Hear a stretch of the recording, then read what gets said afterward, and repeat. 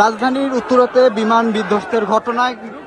24 ঘন্টা অতিবাহিত হয়েছে এবং সেই ঘটনা পর্যালোচনা করার জন্য উপদেষ্টারা কিন্তু এখানে এসেছিল এবং পরবর্তীতে শিক্ষার্থীদের বাধার মুখে পড়ে প্রায় কয়েক ঘন্টা ভিতরে আটকে ছিল এবং তাদেরকে উদ্ধার করার জন্য পুলিশ, সেনাবাহিনী এবং র্যাব দ্রুত ছুটে আসে এবং পরবর্তীতে তাদেরকে উদ্ধার করে কিন্তু এই মুহূর্তে বের হওয়ার সময় শিক্ষার্থীদের তোপের মুখে পড়ে এবং বিভিন্ন ধরনের স্লোগান দিতে থাকে। দর্শক, আমরা এই মুহূর্তে আপনাদেরকে সরাসরি যুক্ত করেছি রূপালী বাংলাদেশের ফেসবুক লাইভে। রাজধানীর উত্তরাতে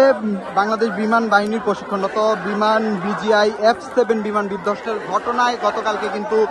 ফায়ার সার্ভিসের পক্ষ থেকে 19 জনকে নিহত ঘোষণা করা হয় এবং সেই ঘটনায় আহত দেখানো হয় প্রায় 50 জনকে। কিন্তু আজকে প্রায় 24 ঘন্টা অতিবাহিত হয়েছে, যার মৃত্যু সংখ্যা এখনো সুনিশ্চিত নয়। তবে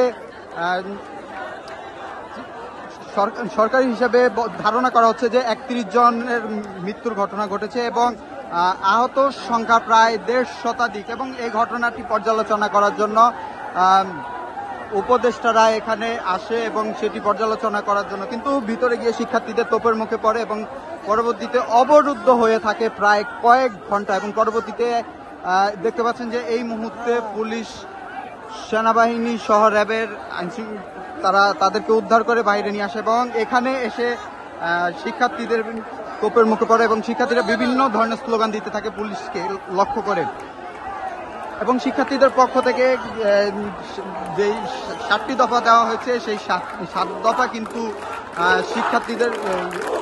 উপদেষ্টাদের পক্ষ থেকে কিন্তু মেনে নেওয়া হয়েছে। দর্শক, দেখতে পাচ্ছেন যে স্লোগানে